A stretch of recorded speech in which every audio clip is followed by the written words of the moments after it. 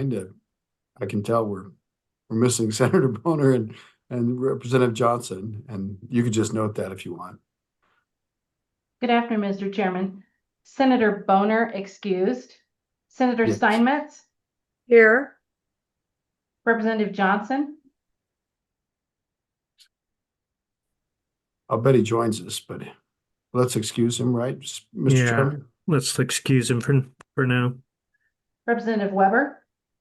Here. Co-Chairman Knapp. Here. Co-Chairman Case. Present. Thank you, Heather. Thank you very much. So first order of business is to take a look at the minutes that Heather prepared from our meeting in Newcastle. And I thought they were great minutes. Anybody have any additions or suggestions to the minutes? How about a motion to approve them then? Motion to approve. We got a motion. All those in favor? Any changes? Any changes? Seeing none, all those in favor signify by saying aye or raise your hand on Zoom, whatever works. Aye. Aye. Okay, looks like they're approved. Really, the next order of business was to take a little bit more public comment and then discuss what kind of a report we would give to the full committee, which is going to meet in just 2 weeks, so week after next. So Heather, why don't we get to the public comment, and I don't care what order.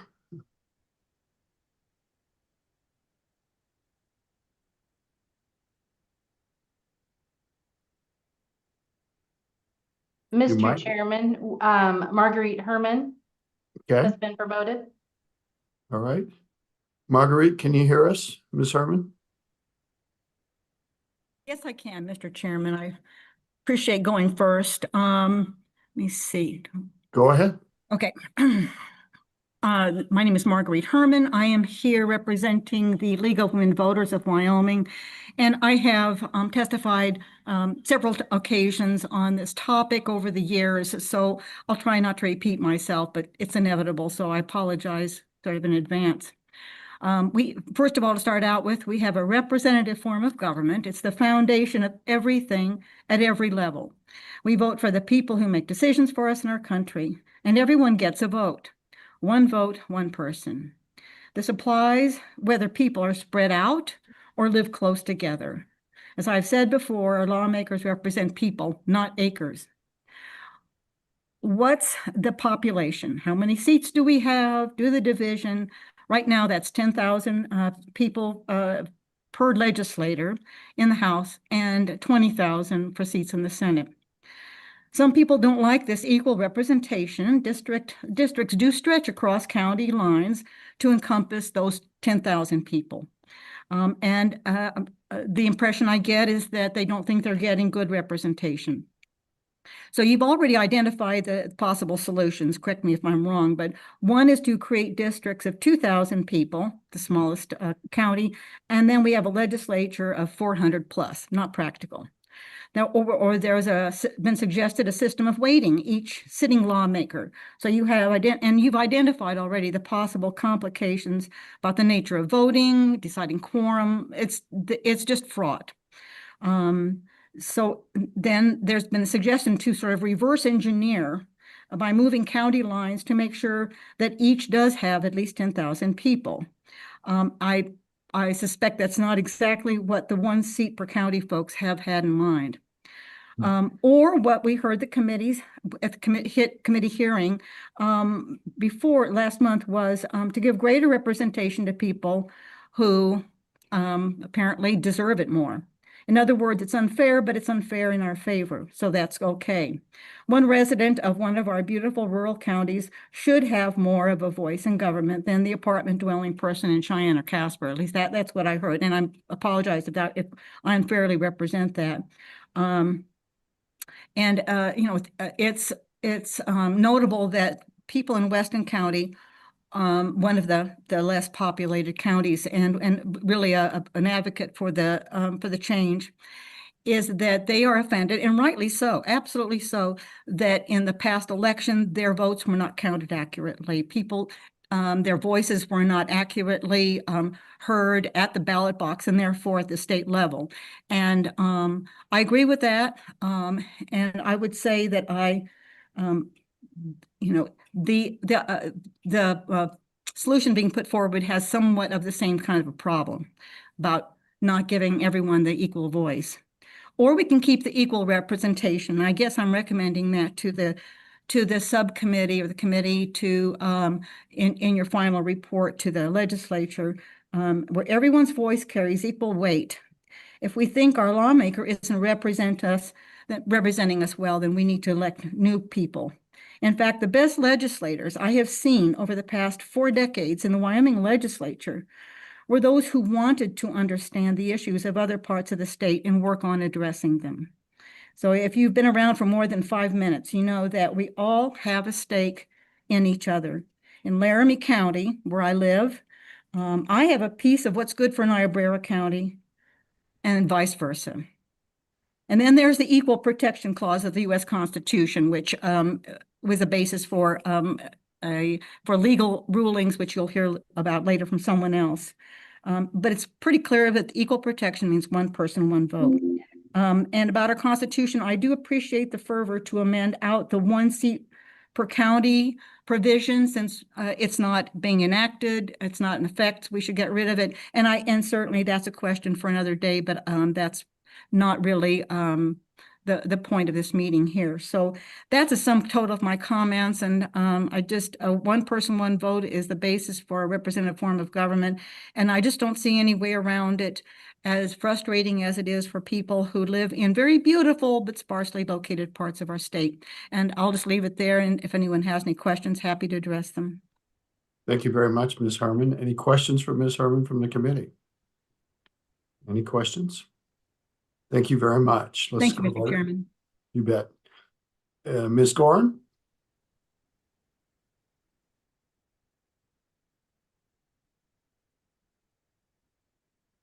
Okay, you have to get all the things put on.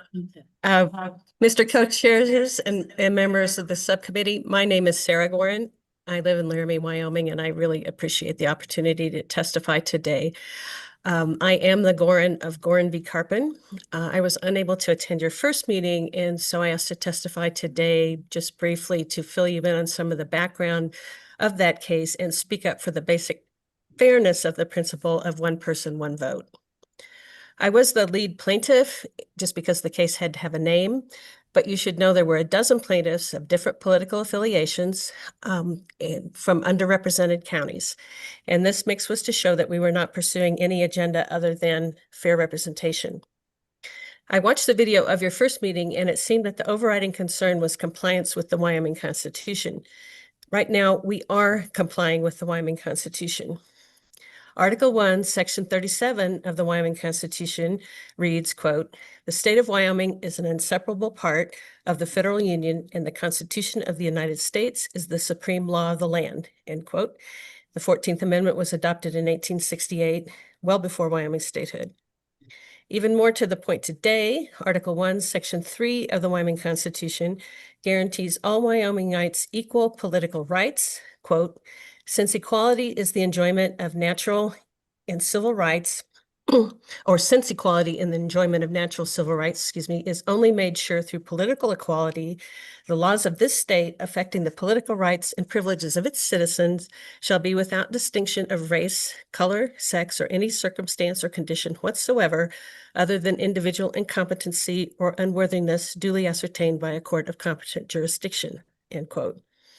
The judges who decided Gorin v. Carpin, it was a 3-judge panel, all Republicans, all from Wyoming, included this constitutional provision in their decision and emphasized the phrase, "or any circumstance or condition whatsoever." And I want to digress for just a second from my written comments that I provided for you to also discuss the constitutional provision. Each county shall constitute a senatorial and representative district. The Senate and House of Representatives shall be composed of members elected by the legal voters of the counties respectively every 2 years. They shall be apportioned among the said counties as nearly as may be according to the number of their inhabitants. Each county shall have at least 1 senator and 1 representative, etc. And if you look at Tim Newcomb and Robert Kiter's History of the Wyoming Constitution book, they point out that this represents a commitment to population-based apportionment from the get-go. And now they constrain that by saying, each county shall have a representative and a senator, but at that time, of course, they couldn't have foreseen the disparities in population that subsequently came to pass, because at that time they were still carving out counties. We weren't even to the 23 counties that we have today. So anyway, you may be surprised to hear that the first challenge to a Wyoming legislative apportionment occurred clear back in 1907, when the plaintiffs tried to invalidate previous apportionments and return to that first apportionment when there were only 12 counties. And in that case, the Wyoming Supreme Court said, we're not even going to talk about population disparity. We're going to toss this on the point that returning to the original apportionment just deprives the subsequent counties of anything, and we're not going to do that. In the string of Wyoming legislative apportionment cases that began in the 1960s, plaintiffs began focusing on the huge disparities inherent in county-based apportionment. Clear back in 1965, a federal court described that Article 3, Section 3 that I just quoted, making each county a senatorial and representative district as, quote, an invidious discrimination, end quote. And I looked up invidious. I thought it just meant bad, but what it actually means is a little more nuanced. It means likely to incur anger or resentment among others. And I think that's a point to keep in mind here is obviously if some people are overrepresented and others are underrepresented, the underrepresented people are going to resent that. Due to legislative inaction, the court at that point created a 30-member Senate from 17 senatorial districts, including 6 county combinations. That was Sublette, Teton, North Lincoln. They split Lincoln County in half. Uinta, South Lincoln, Hot Springs, Washakie, Johnson, Campbell, Converse, Niobrara, and notably for today's discussion, Crook and Western. The disparities in voting power were still substantial, but less than under the system of each county as a senatorial district. It's worth noting that that senatorial apportionment based on combined counties persisted from 1965 until the 1992 apportionment, including that specific combination of Crook and Weston. The most successful, or mostly successful defenses of county-based apportionment prior to 1981 occurred not because there were compelling facts to support county-based apportionment, but rather because the various plaintiffs failed to directly challenge county-based apportionment as such. I mean, they danced around the issues of, okay, we haven't done a good enough job of addressing the population disparities, but we made that challenge in Gorin v. Carpin and prevailed. I'd like you to read just one relevant sentence from the Gorin v. Carpin opinion. Quote, while there can be little doubt that many Wyoming counties possess a sense of identity, a sense of neighborhood, and a sense of community interests, the bottom line is that citizens and not governmental units or regional interests are entitled to elect lawmakers, end quote. The plans that were presented at your earlier meeting would be a drastic rollback of fairness and representation. They did not meet the Wyoming Constitution standard of equal political rights. Both plans increase the voting power of some Wyomingites at the expense of others. This is it's a zero-sum game, basically. With Wyoming's uneven population distribution, adherence to county lines as legislative districts inevitably means that some Wyomingites gain voting power while neighbors on the other side of the county line lose theirs. Wyoming counties are administrative entities based on little more than how long it took someone to drive their horse and wagon to the county seat. In the video of your first meeting, I heard no examples of discrimination of any kind, much less discrimination or other disadvantage against any county under the legislative apportionment that has been in place for the last 30 years. We're all Wyomingites, and a system that affords as nearly equal representation as possible is simple, basic fairness. I encourage you to report that changes to Wyoming's system of legislative apportionment would be advisable at this time. And again, I want to thank you for your time and attention. I'm happy to stand for questions. Thank you very much, Ms. Gordon. Questions for Ms. Gordon? Any questions? Your name is going to be in history. You know, it already is, I guess, but I actually remember when all this was unfolding, and the great thing for a lot of us that were looking at politics at the time is it really opened up the legislature. So we had, actually, we had more new members after redistricting and single member districts than we'd ever had and we've ever had since. And we sometimes forget that, but it was a great opportunity. That's how I got in. And it was the biggest class ever. So, anything for Ms. Gordon? Thank you, Ms. Gordon. And next I see Mr. Lund. Thank you. Good afternoon, Chairman, members of the subcommittee. I want to begin by thanking you and the people of Wyoming for the opportunity to testify today. My name is Todd Lund Jr. I'm from Ocean County, New Jersey. In 2021, I testified before the New Jersey Reapportionment Commission and assisted the Republican delegation in crafting their statewide proposal. As for my day job, I serve as the policy director to New Jersey Assemblyman Paul Knitra. I would like to thank my friends Patricia Booman and William Curley, both of Weston County, for inviting me to support them in this effort. Now, I know many of you might be thinking, what brings a 26-year-old New Jerseyan all the way to Wyoming to testify about apportionment? The answer is the same reason I testified in my home state, and which was to ensure that our state constitutions are followed as faithfully as possible.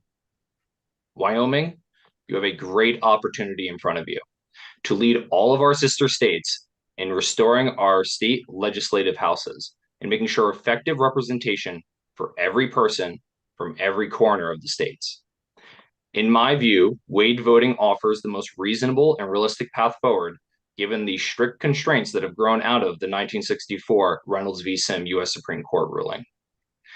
I have been studying the issue of apportionment since I was 16 years old and trying to find a way to balance the competing interests of population equality in the manner presently demanded by the federal courts and providing for a voice of every unique political community, especially those political communities which are protected by our constitutions, counties.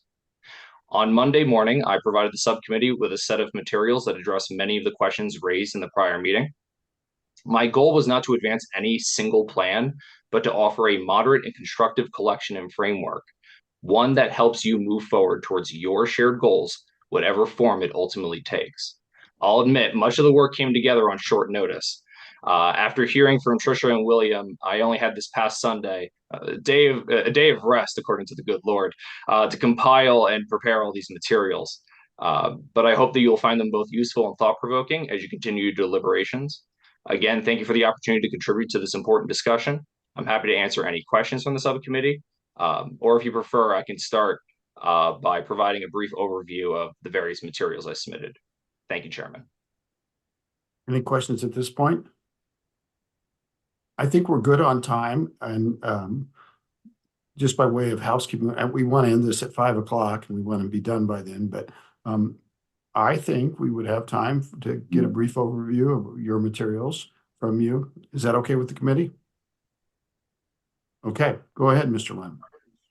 Thank you. So I'm going to start with kind of just general principles of implementing this, because I know that was some of the talk was mechanism, how difficult this can be. So first, you want to try to maintain some sort of constitutional acceptable deviation. So right now it's 10%. That's typically what the courts have interpreted.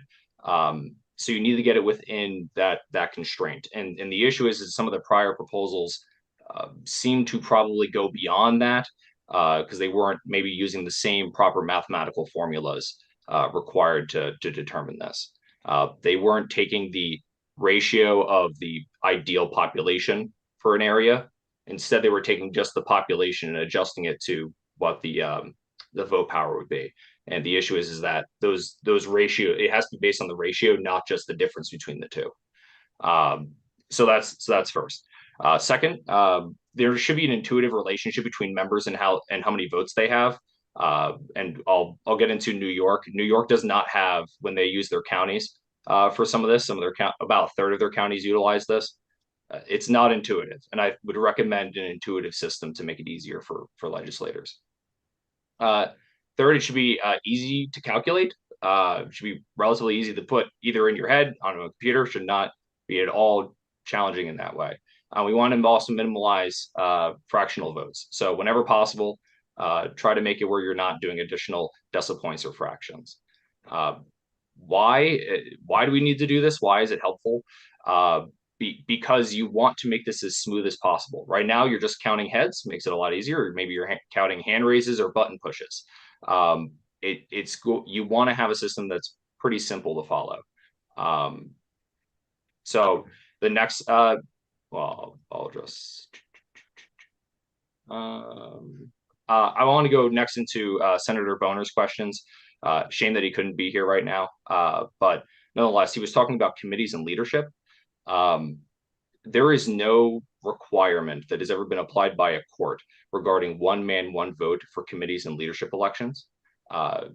These are convenient bodies for legislatures to utilize. So as long as the legislature itself is based on a one man, one vote principle, there's never been a constitutional challenge to the ways that they set up their organizations. And we know this from a practical standpoint. Not all regions of the state are represented on a committee. Committees are based often on prestige or interest level, and those things don't necessarily correlate at all to one man, one vote. So I have it pretty much laid out in that paper as to why this is not a constitutional issue, and I would really set that aside as a concern. You can choose to base it on some sort of one man, one vote principle, but that's a political determination, not a constitutional determination. Any questions on that, by the way, as I'm going through this? I think we're good.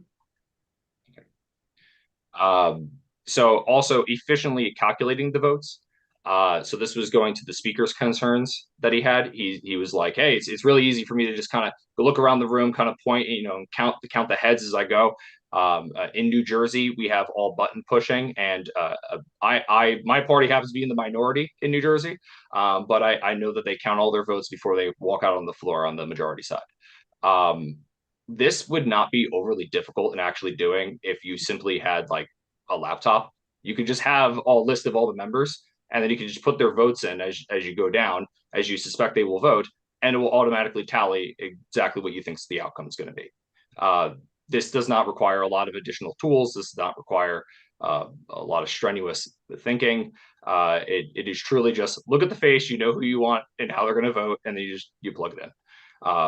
Because you want to have that readily accessible.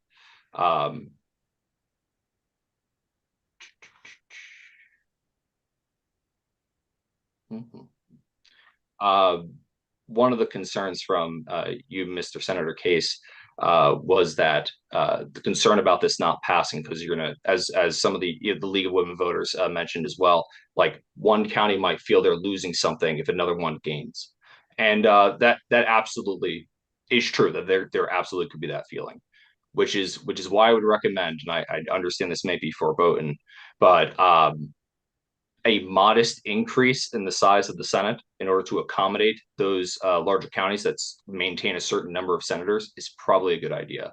Right now, Laramie County has 6 senators hailing from it. If you wanted to maintain all 6 of those senators, you would need to go up to 38 members of the Senate, which is an increase. I'm not going to lie, but that would be a fairly modest increase in order to accommodate many of the smaller counties. And then there was a proposal, the smallest side that I had was 34 senators, and that would cause Laramie, I think Park, and one more in Lincoln to lose a senator relative to where they currently stand. But again, I don't know that that's in order to increase the Senate by only 3, I think that might be a pretty fair consideration. And then of course you'd have to double it for the House, which of course would increase, and which, by the way, under any of these plans, none of the House counties, none of the counties would lose any representation in the House based on those proposals.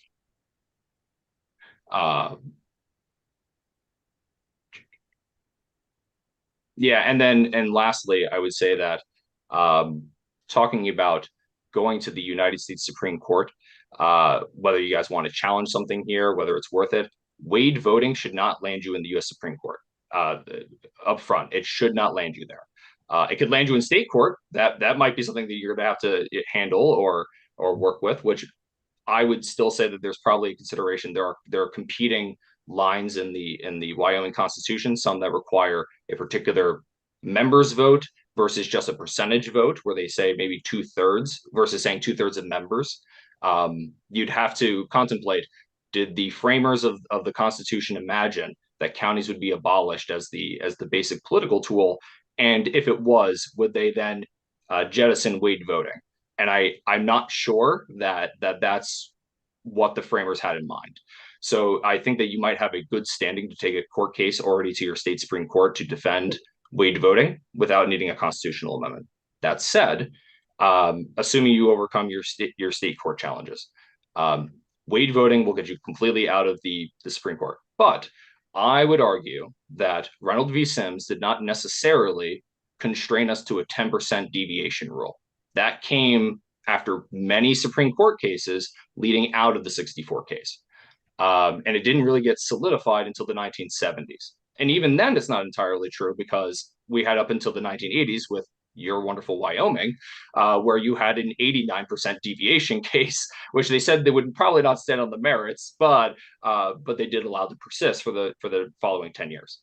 So I would recommend that you implement a plan. But New York did something very similar in the aftermath of Reynolds v. Sims. They came up with an ABCD plan. And basically it was all their preferences, A through D, and it would slide as the court would block things. So if court says, hey, you can't do plan A, it automatically implements plan B. And this was one way for New York to kind of deal with the repercussions of this, so they could hopefully get their most ideal plan across. Now, ultimately, it was struck down. All plans were struck down because it did something that was outside of their state constitution, not based on federal grounds. For your opportunity, I think that you guys have a very good shot at dealing with some federal Supreme Court cases, and I think the court might be open to not as strict of deviation for certainly good reasons, like preserving county lines. So you can consider Wade voting in order to avoid federal courts altogether, or you can have a Wade voting that's less strict within the 10% rule that would get you a federal court case that could be interesting, and see if you could start liberating some of our states from this strict constraint, but also provide a fallback for you guys to go back to a 10% rule with your Wade voting. And I lay it all out in the papers as to what procedures I would recommend. Clarence Thomas is probably the most ardent defender of saying that states have the full rights to do as they wish with their court cases. I will mention that Samuel Alito, during his confirmation hearings, stated that it had not been really brought up before, which is the reason he has not addressed the question, though since then he seemed more open to the question. As for the other members, we have no idea, but I would imagine that the strict manner in which this has been done is probably too far. And I think that you guys have an opportunity to open up the door on this a little bit and kind of get us away from kind of the rampant gerrymandering that has necessitated out of Reynolds and its subsequent cases. You could just argue, I'm defending Reynolds v. Sims, population-based apportionment, which is what your Constitution asks for. I think that's probably the best way to go. So I join with Secretary Gray's comments, and I think you guys should not abolish your clause. I think you should create a sliding law on apportionment, and you should lead the nation in helping us get out of this craziness of gerrymandering that's going on. Right. And I'll stop there. Thank you, Mr. Lund. Questions. Any questions from the committee? Any questions? Mr. Lund, now remind me, once again, you're a staffer for a New Jersey legislator? Yes, I'm a staffer for New Jersey Assemblyman Paul Knitra. I've been doing that role for about a year and a half, but I've been in and around it for a while. So there you go. And by training, are you an attorney or? No, I'm a bachelor's degree in economics. But I very much like the idea of being an attorney, only for constitutional law, but it doesn't make a dime. So it's only a passion project, sir. It's all right. I like economists better, so no problem. Sorry, attorneys. No, I didn't really mean that, but I'm an economist myself. So Okay. any questions for Mr. Lund? Thank you, Mr. Lund. And Heather, you had one more? Was it Mr. Correnti? Mr. Chairman, Mr. Correnti is not online. Is there anybody else online? No, Mr. Chairman. Okay. Well, thank you. And thank you, Mr. Lund. We're gonna, I think you go out of the room now and we're gonna have a discussion. You'll be able to follow the discussion and we'll see where this goes. Appreciate it. So committee, that's all the public testimony that we have, at least at this time. And just kind of, what are we gonna do with this? As I see this proceeding, and you guys may see it differently, but for one thing, we obviously have to report back to the full committee how we looked at the implementation of the bill that we had before us, and you know, what actions happened, and kind of a general review of we having these two meetings and hearing from these people.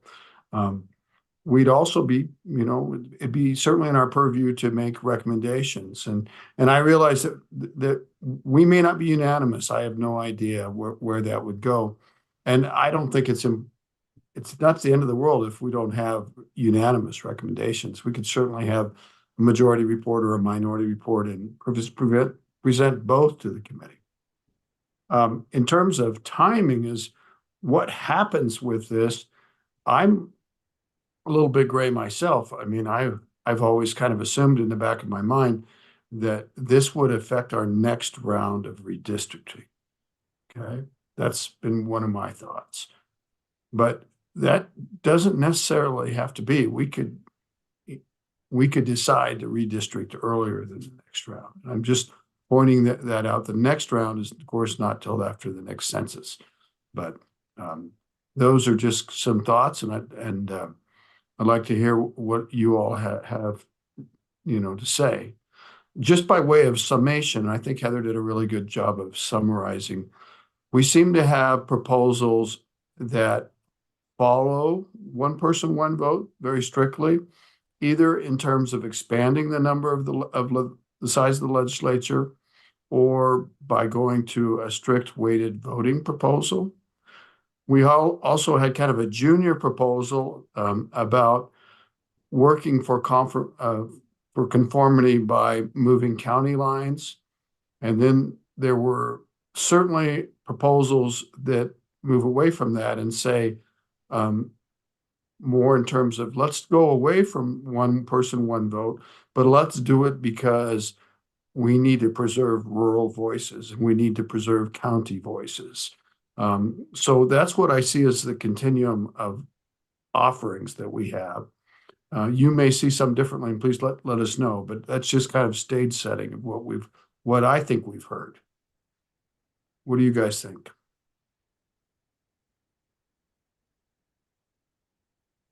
Is that kind of the continuum of what we've heard, maybe? Well, Mr. Chairman, Senator Steinmetz. I didn't want to jump in before Mr. Co-Chairman, so if you want to go first, I would defer. Sure. Mr. Co-Chair. Yeah, I just had a detailed question of that next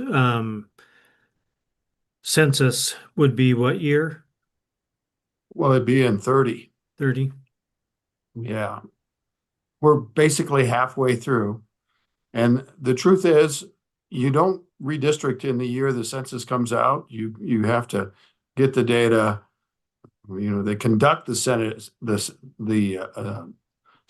in 1930.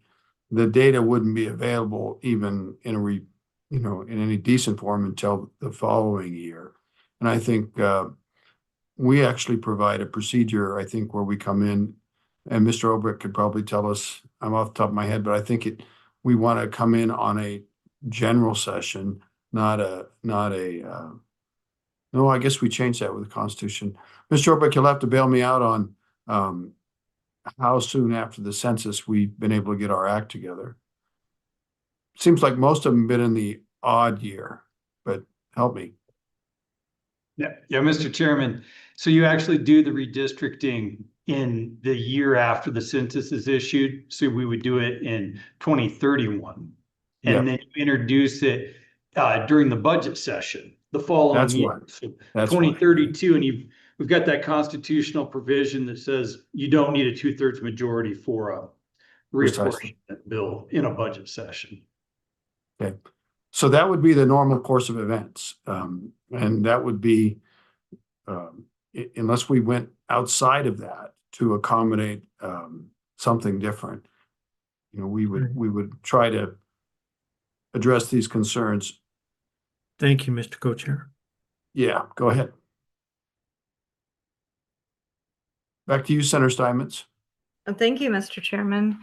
So I had another alternative that I had mentioned briefly, but didn't have enough time to do more research, and that is to look at Congress possibly limiting the appellate jurisdiction of the Supreme Court with regards to just state legislators who have constitutional provisions that talk about how apportionment should be done in that state. And I wanted Director Obrecht to maybe look into that before our next meeting. I guess to me, I think the worst thing we can do is rush this because we're coming into a budget session. It's going to require a 2/3 vote to get a bill introduced. And so I'm not sure this may be a more lengthy project than just one. I mean, this is very condensed compared to how we study topics of this magnitude in the past as a legislature. So I think this is just very preliminary work for us. So I'd like to explore limiting the appellate jurisdiction of the Supreme Court and looking at a resolution from the state of Wyoming to our congressional delegation to ask them to look at that. Because we know there are populations that are disenfranchised. For example, when you have communities such as mine that I have a prison in my community and the census takes that into consideration, or there are other states who might have some of their reservations and their tribal communities split up, different things like that. So if we are going to lead the nation on this measure, it may be time to relook at that case and what has happened and what has occurred in the wake of it and how it has affected our nation, and have our congressional delegation involved at the federal level. And so that is something that I would like us to consider as we move forward, is just looking at it in more broader terms than just how our state might vote or react. At this moment,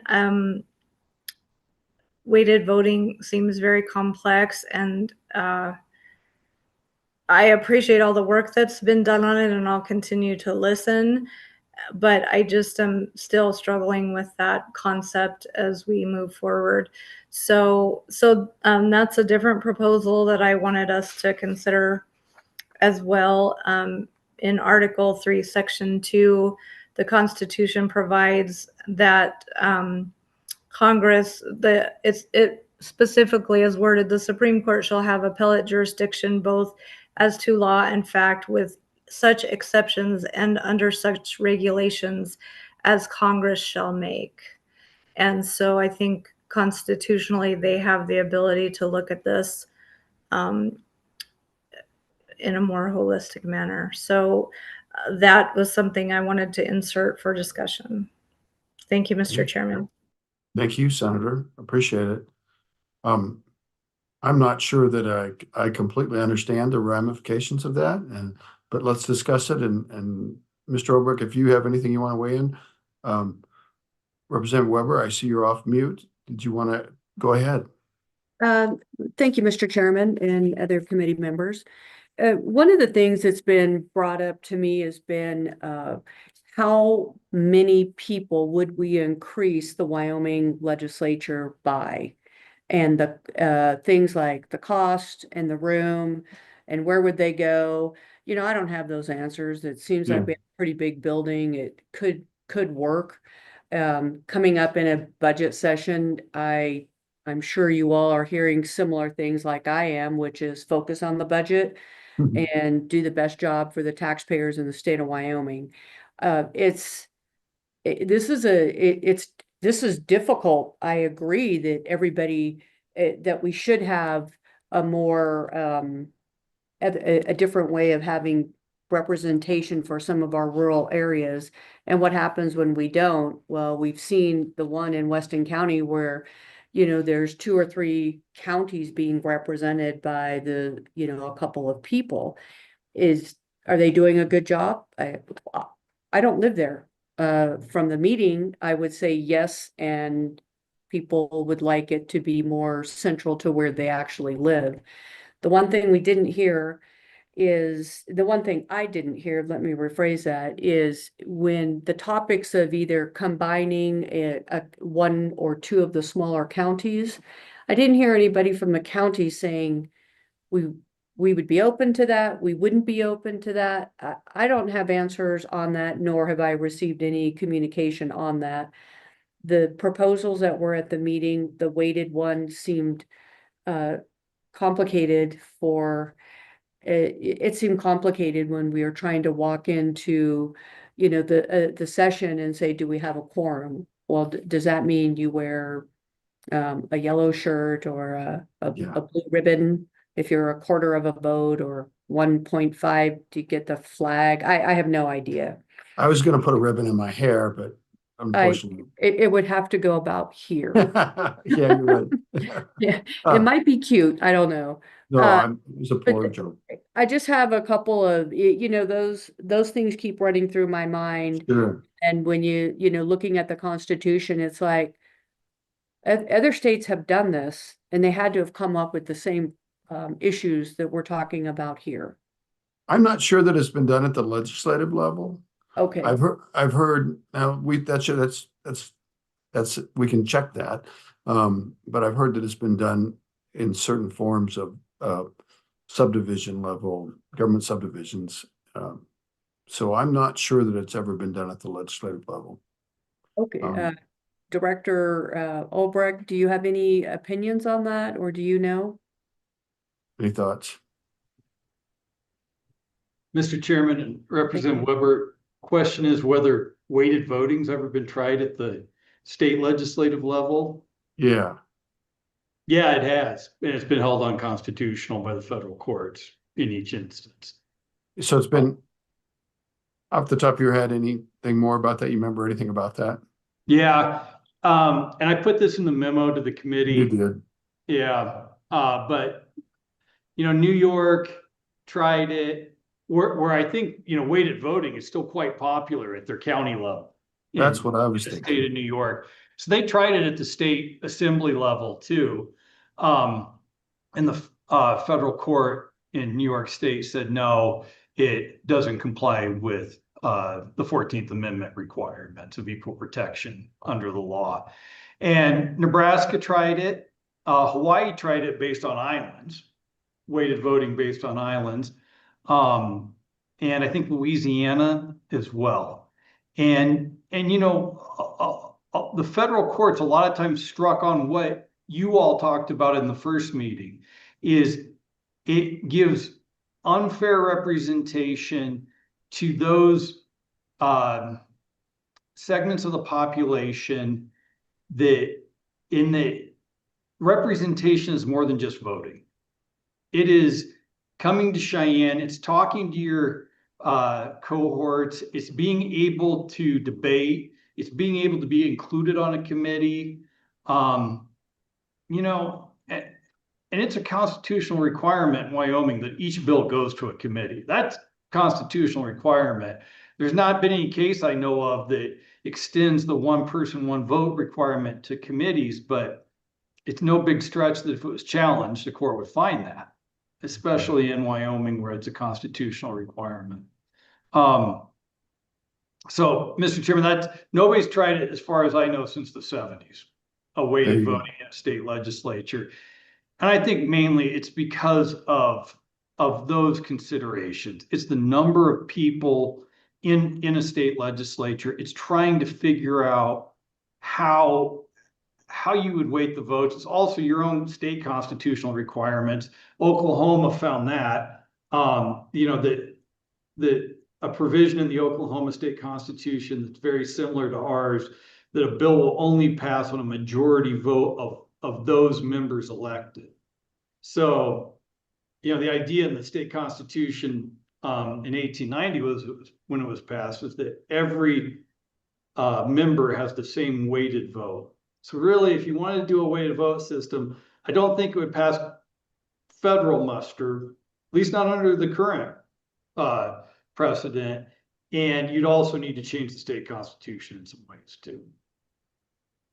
And then also we need to figure out how that would look under our rules, and yeah, it would be interesting. I'm really worried about the paychecks. Would the paychecks be equal, or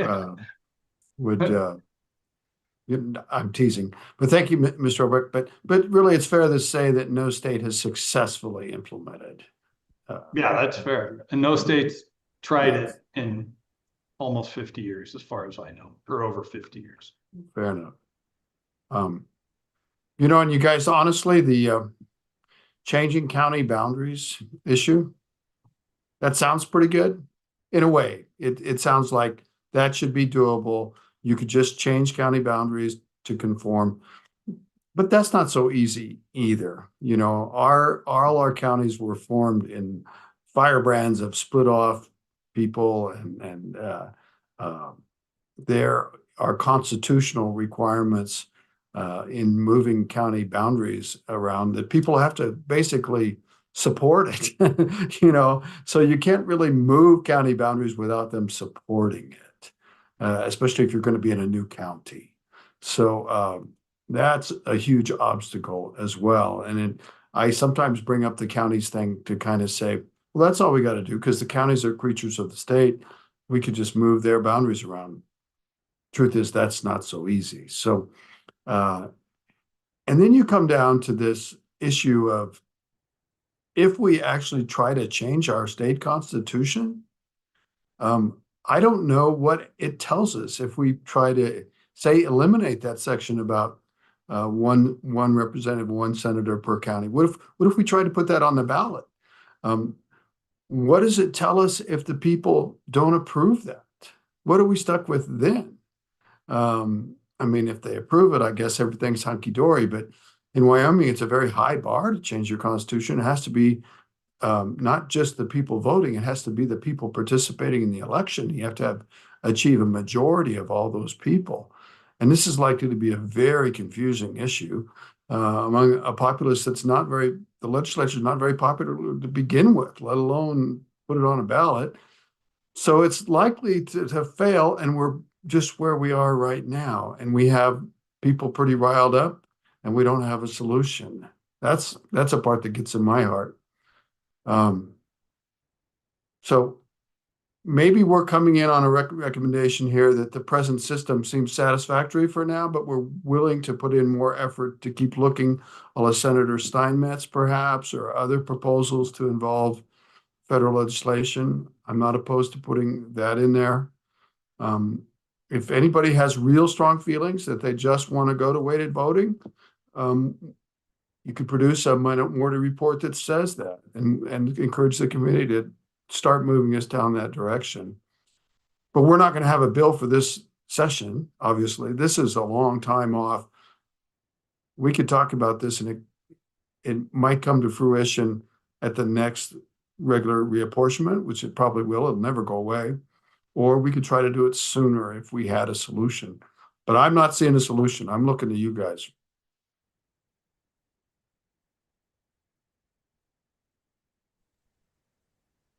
Senator Steinmetz.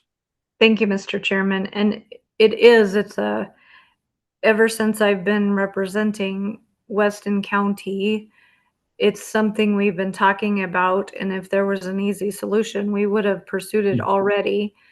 I have really appreciated this bill giving us an opportunity to start broadening the conversation and talking about it as an entire legislature and committee. And so I think we need to keep working on it. I appreciate the passion and all of the work that has been done. And I think it's giving us a good starting place because we've just begun this discussion as this committee and as a legislature, and been hearing from my constituents there in Weston County. And Yes. but this doesn't just affect Weston County, this affects the entire state. And so we're going to have, if we start going down a path, we have to have the entire state's buy-in as well. And I'm cognizant of that. We all know that when we serve on a committee, we don't just serve our constituents, we serve the entire state. And that is our duty and our job. And so I really appreciate how much work has been put into this. You can tell it's been hours and hours and hours and years, because these folks have been working on this for years. So the conversation is not by any means over. I just don't think we can have anything that could be in a draft form this session unless we decide to look at the appellate jurisdiction and want to look at a resolution to Congress, which I will provide that to Director Obrecht and to all of you what I have been working on, and then we can consider that before, the next meeting or whenever you choose, Mr. Chairman. Oh, I think that's kind of excellent.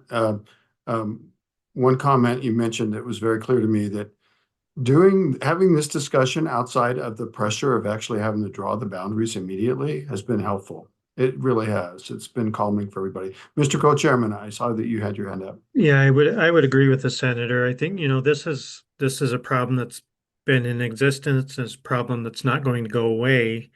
And so I think that continuing this conversation, like you said, without the pressure of reapportionment or being under the gun, I think is good. It allows us to kind of probe different areas, such as that suggestion by Senator Steinmetz. It's not an easy solution in any way, shape, or form. Mine was going to be bunk desks. So I think that it gives us an opportunity to keep the conversation going, to explore different avenues and see where they go, and to involve the entire state in the conversation. That's really fair. So Senator Steinmetz, you kind of have a specific proposal. I sort of see that as being outside of our wheelhouse. I'm having a hard time imagining how we would draft a bill as a subcommittee and then get it to the committee, because it's their last meeting, and we don't really want to be seeing bills for the first time in our last meeting. So that might be a very good bill for a more individual or collaborative approach. We can make mention of it in our report to the main committee, but I have a hard time seeing how we'd actually bring a bill forward in that area. And I don't fully understand it, ramifications as well. I'd like to hear from Mr. Obrecht about that if he cares to opine on it. But Mr. Chairman? yes, go ahead. Good. Yeah, I think it would probably be premature for this session too, but it would give us something to chew on and look at and get legal help from our good staff attorneys. And so it's I seriously doubt we would want a committee bill this session during a budget session. Yeah. I just don't want to tell someone what to do if somebody's really excited about it and wants to do something. But I would prefer not having brand new bills at our last committee meeting either, even though we'll be working on the 911, I'm sure, but I think we have some draft bills there. So, and because the community, our citizens haven't had a chance to see them either. And just as we talked about before, this is something that affects everyone. So I think we need to take our time and do it right. And Mr. Obrecht, don't mean to put you on the spot, but this idea of changing the appellate jurisdiction of the Supreme Court with respect to, or the federal courts with respect to redistricting that conforms with state constitutions if I said it right. I'm not sure I did. That seems like a big lift to me. It puts you directly in conflict with the 14th Amendment, but I'm not sure how that gets sorted out. Yeah, Mr. Chairman, we'd have to try to figure out some nuanced approach, and I'm not sure what off the top of my head. If these challenges, ever since Reynolds v. Sims were under the 14th Amendment. Of course, the federal courts have original jurisdiction to hear cases Involving the challenging 14th a law Amendment. challenging a law is unconstitutional under the federal Constitution. So, there may be some legal arguments there that I haven't thought of yet. Well, so fair enough. It seems to me that we're honing in on maybe a very short update to the committee about where our journey and where we've been, and kind of touch on the different proposals that have came about, and just say that we really haven't been able to achieve anything that would make anybody happy, and that at least as we're going forward, we don't see the urgency to change our existing system at this time in an urgent manner, but that we would commit more time to it before, in future interims. Is that kind of fair where we're going? Does Mr. Obrick, do you want me to take a crack at that? Would you be willing to take a crack at that kind of a report? Yeah. Am I asking too much? Chairman. Okay. And when we look at that, we could say, well, we could share that with the committee and say, well, we don't like the way this is written, or I don't like it at all. I'm going to write my own report. That's perfectly fine. Or we could just say, maybe there would be some tweaks to it, or maybe we could just discuss it as a draft at the meeting. But either way, we have something going forward to present to the main committee, if that's workable for people. Hopefully it'd be something we could look at before we get to the meeting, for sure.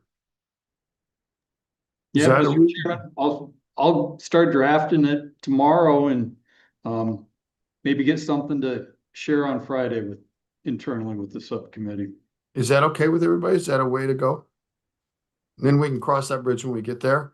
By way of just telegraphing to the public, I think as we're looking and talking about this draft report as a draft form, I don't plan to make that draft public, but what we would do is when we come to a conclusion with the subcommittee, we would make that public before the meeting of the main committee. Now, is that acceptable?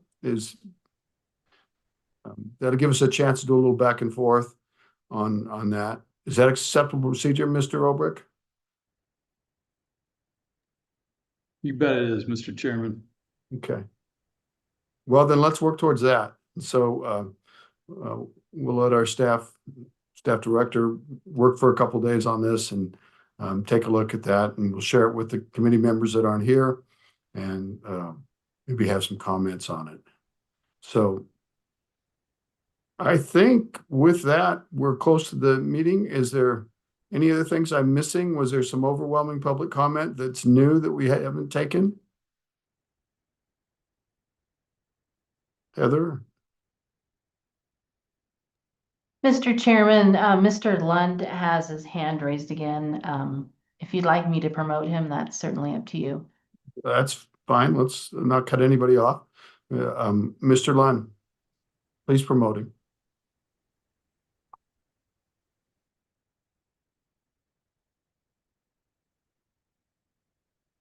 Hi, thank you for letting me jump back in here. That's very, very generous of you guys. I just wanted to mention that and it's been brought up before, the Abbott case from 2015, Ruth Bader Ginsburg, who wrote the majority opinion, specifically footnoted that you don't have an equal right to interaction with your legislator. They only mentioned that you only have a right insofar as political representation based on population. So, and which Wade voting fills that. So there is this idea that effective representation is not necessarily needs to be equally apportioned. Based on that case, anyway, at least the majority found that. As for Hawaii, the court did strike it down on the basis of that effective representation, which of course has now been negated 40 years later by Abbott in 2015. New York's case was primarily struck down by the state court related to their Supreme Court saying that you can't increase the number of legislators beyond 150 in the assembly. Again, nothing to do with Wade voting. New Jersey tried it in their Senate, was struck down because it was not in their state constitution. So it hasn't been tried, but it has not been a federal problem in terms of Wade voting in almost any circumstance, and especially now. So I wanted to push back on that. The other being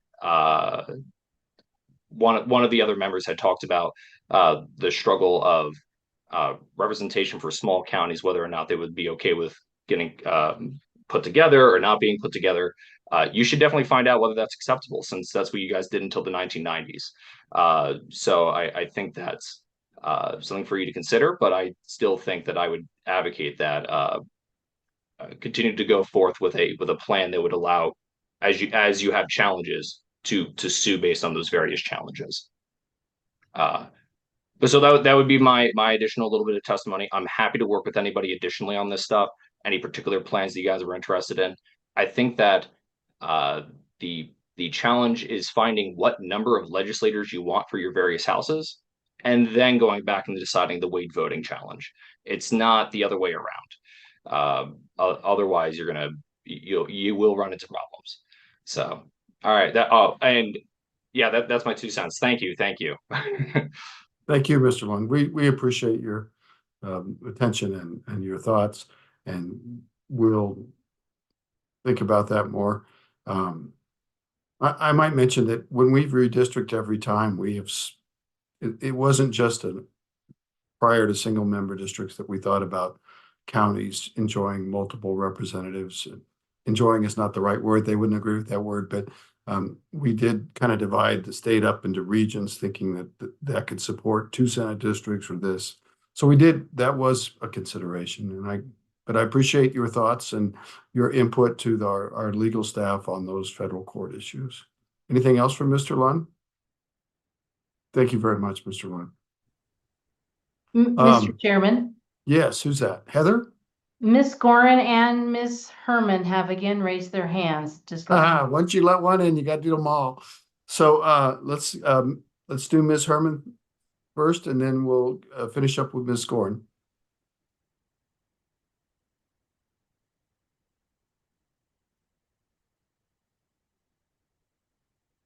You might let them both in so that we can avoid the delays. Thank you, Mr. Chairman. Marguerite Herman here. Sorry for the delay. Go ahead. You haven't noticed, we're in the Capitol, actually, in one of our committee rooms testifying. So just to get the ambiance. So I'm really glad you're in the Capitol today, because yesterday nobody could be in the Capitol. It's good news, and kudos to our Highway Patrol. The word should go out that if you find a suspicious package, do not bring it inside the Capitol. I think that's wise. But anyway, just real briefly, there was a reference made to rampant gerrymandering, and this is sort of kudos to you, Chairman. But I have sat through many redistricting meetings, and I would have to say, yes, sometimes things are accommodated. They're a little bit off the straight list. But I would say we have one of the best non-gerrymandered legislatures. The committee that has handled that has tried to be accommodating to various communities and that sort of thing. And geographical barriers, mountain ranges, et cetera. But within those constraints, I think you guys have done a commendable job of making things equal, even-handed, not reverse engineered to achieve, except for a couple of probably notable exceptions, but really have not engineered to achieve results or to make sure you could sort of to finagle a legislative race. And so I just wanted to make that's, as someone who's watched the process, I've seen you struggle with decisions and trying to accommodate, but without stepping into that gerrymandering cesspool. I think you guys have done a great job. So I just wanted to mention that. So thank you. Thank you. And I'm going to take some editorial license here. I think it's usually been the bailiwick. It's always been the bailiwick of the Corporations Committee. And I've always felt very confident about the proposal that we brought forward to the legislature. There have been 2 instances in different time periods where changes were made to the Corporations Committee's proposal. For good or bad reasons, we could delineate that, but I was always very proud of the work of the committee as they brought it to the legislature. So thank you, Ms. Herman. That was very kind of you. Thank you very much. Anybody else? Okay, let's go to Ms. Gorin. As in Carpin v. Gorin. I think that's kind of telling. And you look well. I've held up well, do you You think? held up very been a well while. over those quite a few years. It's been a while. Go ahead. I just wanted to thank you all again for your attention and thought that you're putting into this, because it's been pointed out that it's a big issue, and I mean, it's the kind of thing that you would want to move forward slowly on, particularly when we haven't yet heard a description of a problem that is so big that we need to turn the entire legislative system on its head and embark on something that is almost guaranteed to engender litigation, and it not necessarily federal litigation, because I want to reemphasize the Wyoming Constitution's guarantee of equal political rights. I want to just mention one more point from Gorin v. Carpin, which was, I mentioned earlier that we hit the county-based apportionment head on. And one of the things that we did was to supply a great deal of evidence and testimony on the importance of political subdivisions other than counties. And that was a list of session laws from 1983 to 1991 that dealt with everything from water projects to community colleges to state government reorganization. And one of our expert witnesses was Dr. T.A. Larson, who's now deceased, but at that time he was a professor emeritus from the University of Wyoming, and the author of The History of Wyoming, which many of you probably have read. And he testified that in his opinion, the primary cultural and social units in Wyoming were cities and towns. And I think maybe you, particularly Mr. Chairman, with Riverton and Lander in your county, you might say that sometimes there's a diversity of opinion. So I just leave you with those thoughts again, and thank you again so much for your attention. Well, thank you for coming out of retirement and giving us your wisdom. Any questions for Ms. Gorin as we try to wrap this up? Thank you, Ms. Gorin. Good to see you, Sarah. All right. Committee, are we still comfortable with kind of our directive to the director and moving forward with these thoughts in mind and try to share a draft among just the committee? It's not going to be a public document yet, but we'll try to make it public before the Corporations Committee meeting. And then we'll probably have some briefing at the committee. There'll be a little bit of discussion. I don't think that we're going to spend a lot of time on it. We got other pressing issues, but we will hear from this subcommittee and the members, and there will be a chance for public comment at that time as well. So with that, I think I've kind of exhausted what was on our agenda. Does anybody have anything else? Think we're good, Mr. Director? We're good? I assume we are. And Heather, appreciate your work and thank you for helping us out. All right, everybody have a great afternoon, and we'll see you soon. Bye-bye.